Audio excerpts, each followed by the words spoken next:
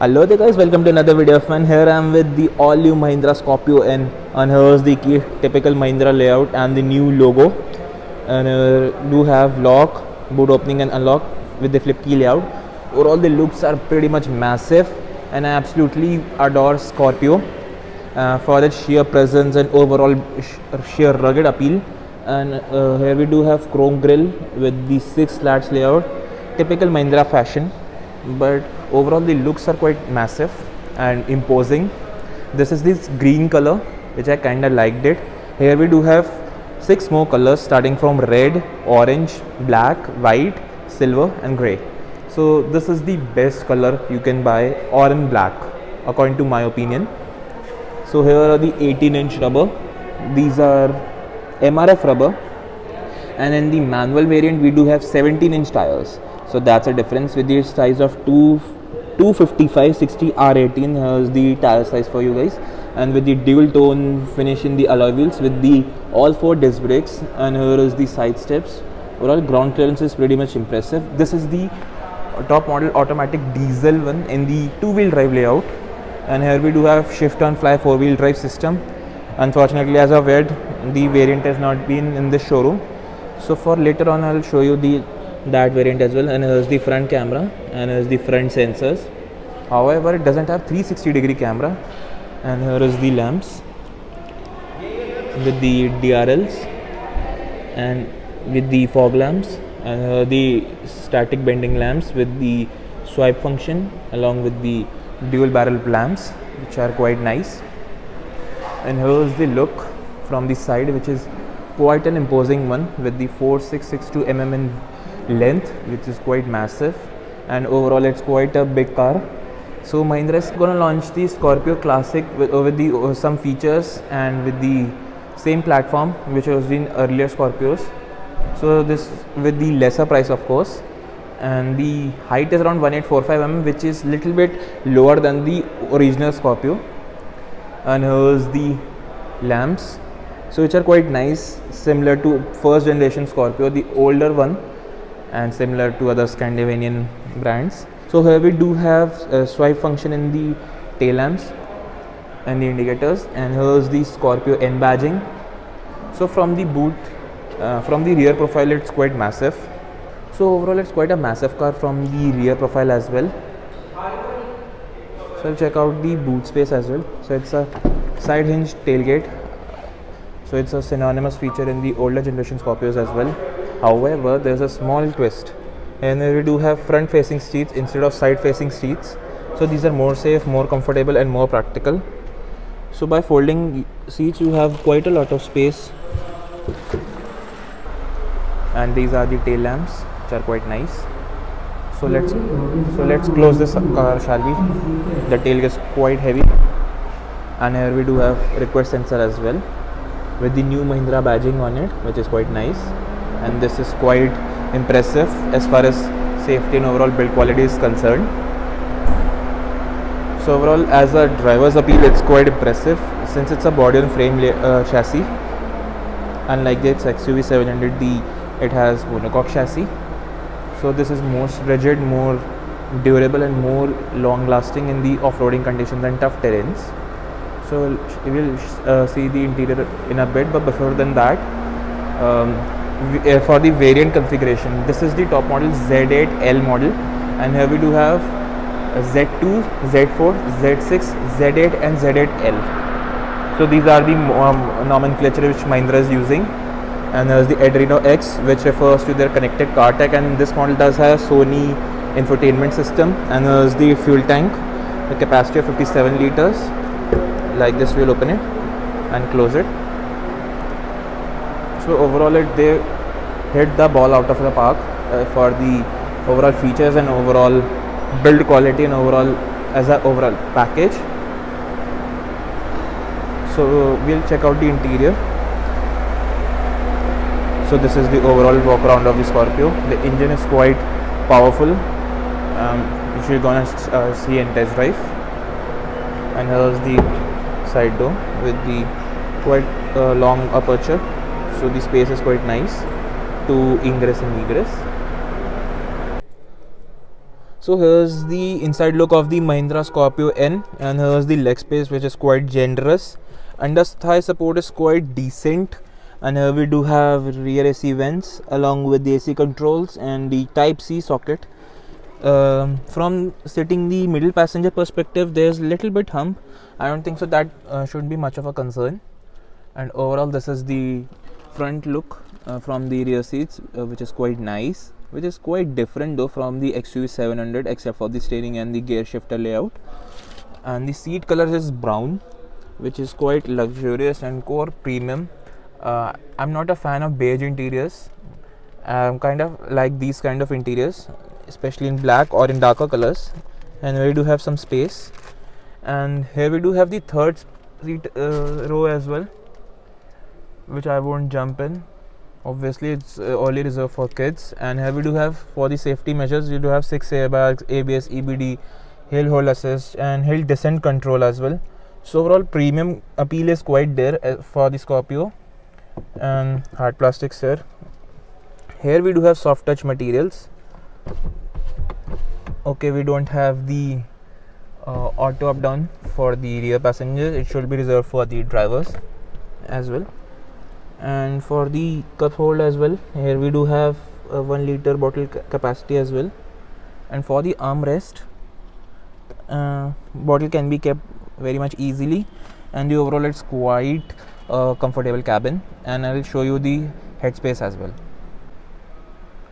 So here's the headspace in the Mahindra Scorpio N, which is quite nice and quite massive, and you can sit very much comfortably. And here we do have reclining angle as well to enhance the comfort. So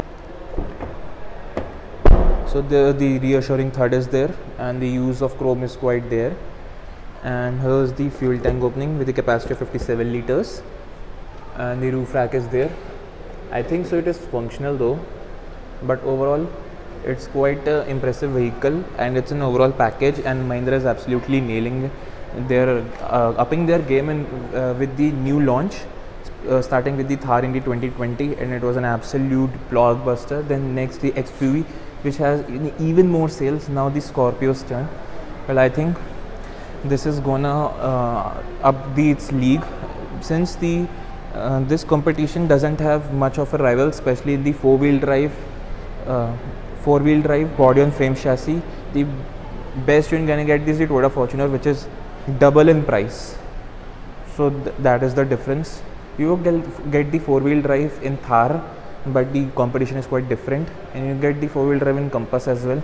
So that again is a monocoque chassis, and this is a proper four-wheel drive body on frame, meant to go off-road.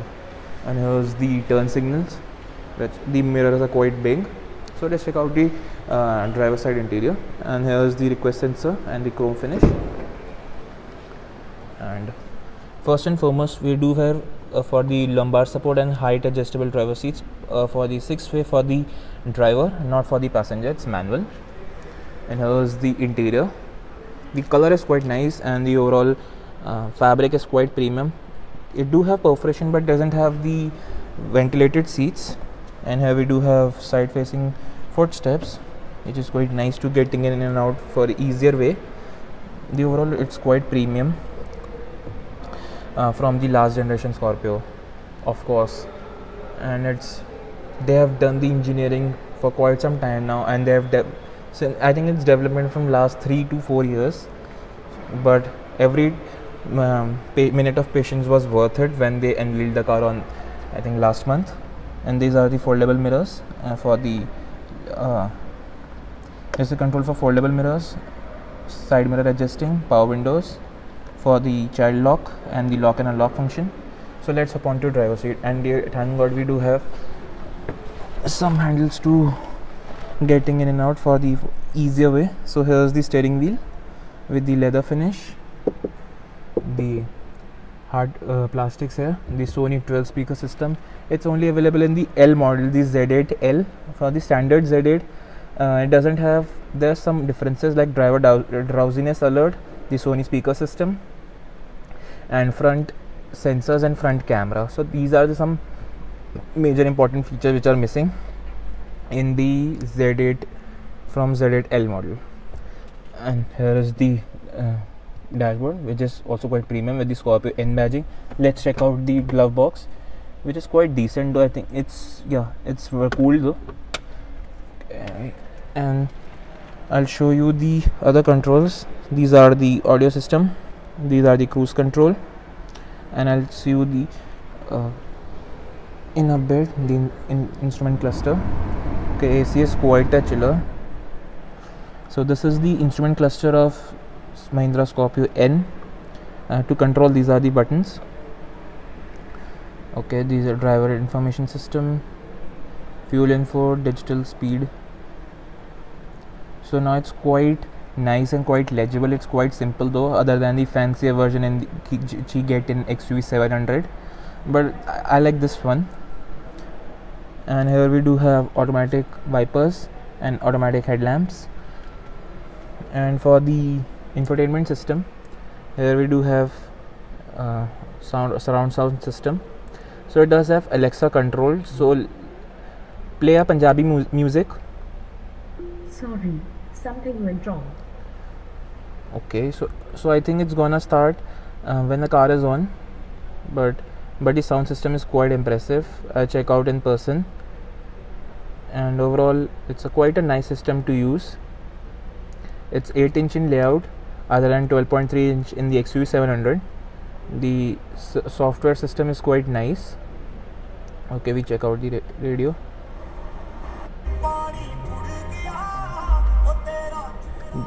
See, the depth is there in the bass.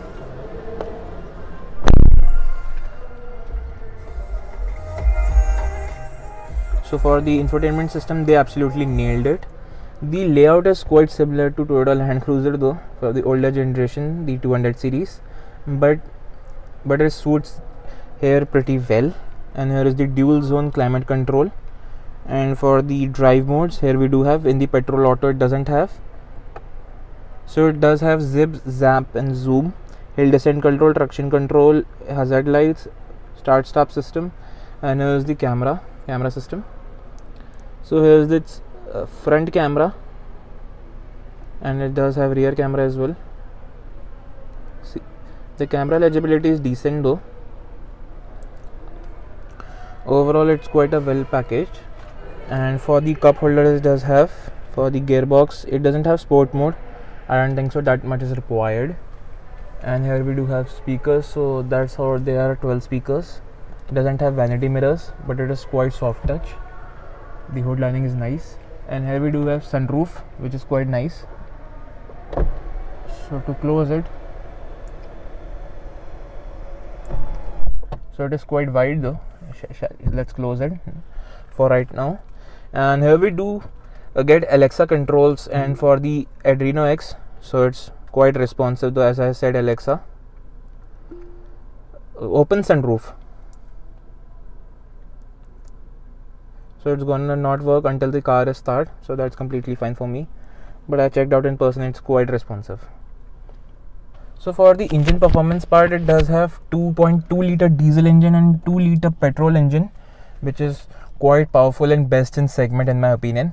And it does have 170 PS in diesel and around 420 Nm of torque, which is quite impressive though. And for the petrol engine, it does have 200 PS and 370 Nm of torque. So let's go out from car, shall we?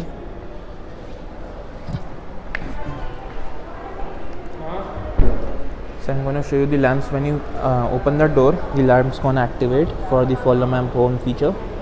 So they are quite powerful though. So overall, there is the all new Mahindra Scorpio N. So we are gonna take her for a spin in a minute, and for the overall drive review, stay tuned for the end.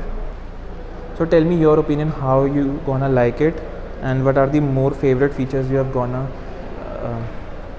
have in this. Please tell me down in the comments below. So what feature do you like? So it's Pentastar suspension and the ventilated disc brakes. In front have coil springs. So overall it's a well sorted package. So let's take her for a spin. Alright, so taking her for a spin, the Scorpio and the Petrol Auto variant in the two-wheel drive layout. So first and foremost, the initial impressions, it's quite impressive. I've driven the petrol models of the Mahindra Lana for the very first time, to be very honest. I've never driven the Thar in the petrol layout as well, so for the first time this is the one. So they have absolutely nailed it as far as refined is concerned and overall drivability is concerned. For the city and highways, this engine is very much comfortable and very much stress free for that very much aspect. And for the gearbox is concerned, it is quite smooth shifting and you don't require to shift in manual mode too often. Just leave it in D mode and it does the job pretty well. Overall, in the suspension department, it does have the coil springs in the front and the Pentalink in the back. So overall, driving dynamics is pretty much sorted, better than the previous Scorpio, of course. This is the altogether newer generation, and the steering feel is quite light. It's the power assisted steering and the overall drivability is quite nice in the city, and the hood line is quite large since it's around 200 millimeters longer than the previous generation Scorpio, and overall the visibility is quite nice, especially from the side view mirrors and from the hood line. Overall, I was very much impressed by the petrol auto in the new Mahindra Scorpio N. And brakes are also quite sure-footed. We do get the all disc brakes in, and taking a U-turn, and the chime is also quite nice for the indicators, and the body roll is well contained for a body on frame chassis and for the 18-inch rubber.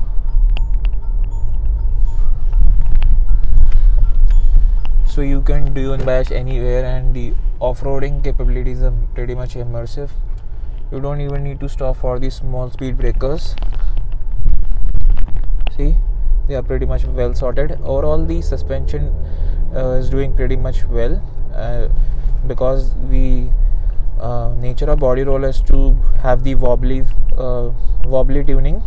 So far it's pretty much well sorted, and overall the driving pleasure is quite nice. The steering is also quite nice. It's not much vague like we see in the older generation of cars. See, because of the safety features like ESP and the hill hold assist and the traction control, so and the safety measures are also pretty much sorted. Overall, it's a well engineered. It took a long time to be in the development stage, finally in the reaching out in the showrooms.